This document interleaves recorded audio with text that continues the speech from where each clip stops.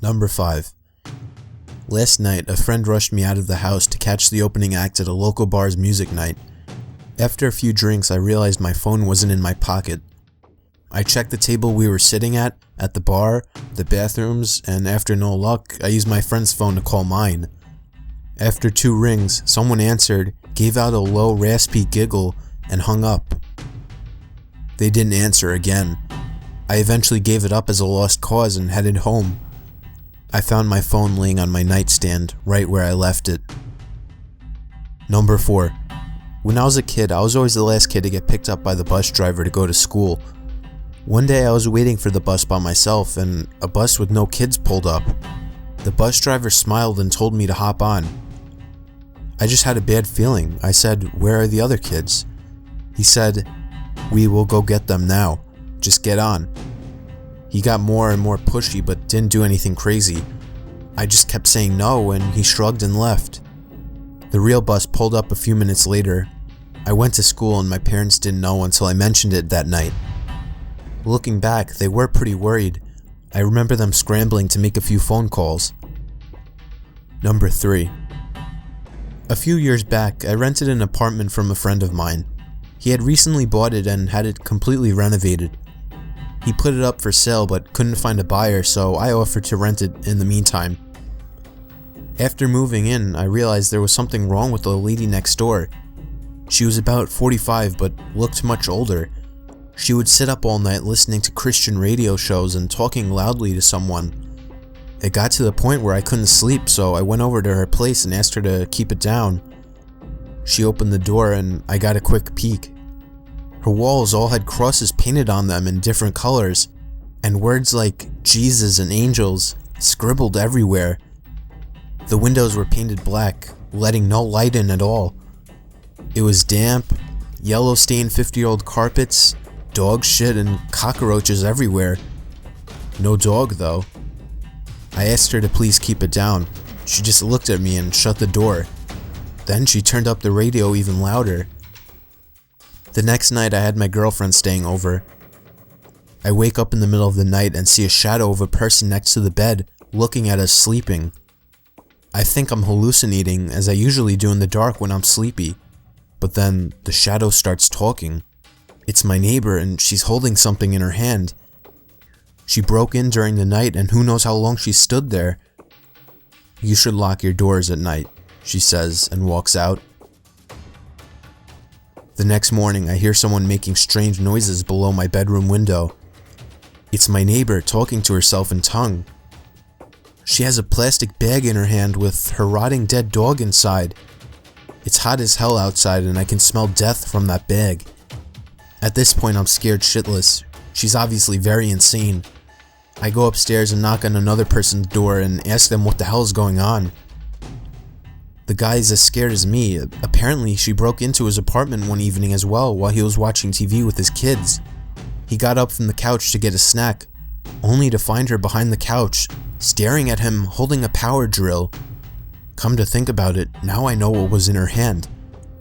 At this stage, I'm basically shitting myself. I call the cops and they know all about her. Apparently she's a violent schizophrenic and she hasn't taken her meds, but they can't force her or enter her apartment without her permission because she owns it. The only thing they can do is get her when she goes outside. I sit up for the next 2 days waiting for her to run out of cigarettes.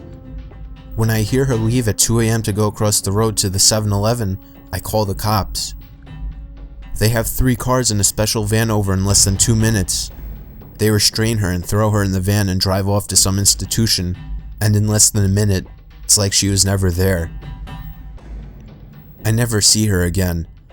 Still have nightmares about her looking at me in my sleep. Number 2. I was about 15 minutes from finishing the night shift at work when there was a massive crash on one of the windows in the office, so I get up and go check it out. Someone has thrown quite a sizable rock through one of the windows on the front of the building. This is made especially weird because I'm working in the industrial district at 11:30 at night with none of the other businesses open. I go back to my desk, put a quick call through to security to let them know and decide to head home. As I'm leaving the building, I'm freaking myself out about it more and more and end up running to my car, getting in and taking off. I'm almost home and I've started to calm down a bit when I realize that I didn't unlock my car when I got in. It had been unlocked the whole time.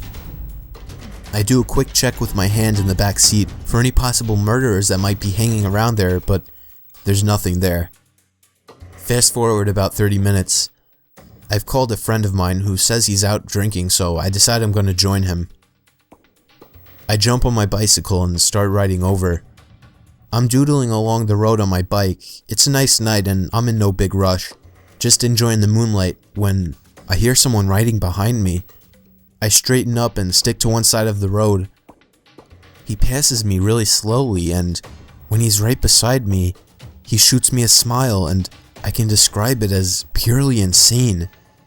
I kind of flinch and am taken aback as he rides on. That's when I realize he's riding my mom's bike. Needless to say, I sprint the hell home. When I get there, sure enough, her bike is missing and one of my car's doors is open. The back left one. I was driving and had no need to open that door. Number 1.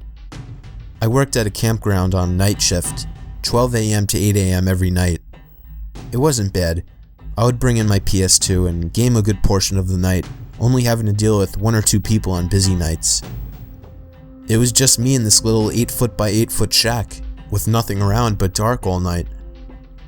My first week there, the other third shift guy who was quitting told me about this payphone a few feet from the shack where I worked.